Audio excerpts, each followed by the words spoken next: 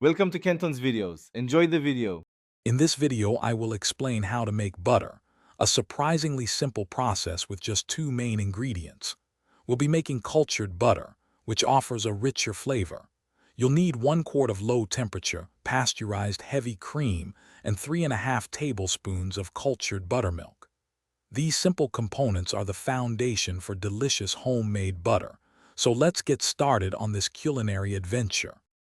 First, combine your heavy cream and cultured buttermilk in a container, covering it loosely. Let this mixture ferment at room temperature for 1 to 2 days. You'll know it's ready when it thickens and has a distinct acidic tang.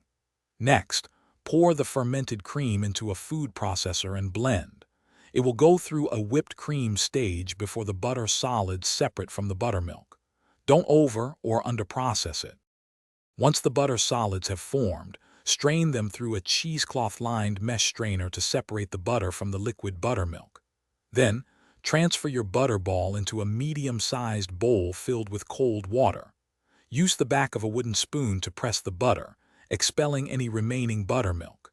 You'll see cloudy water, indicating buttermilk is present.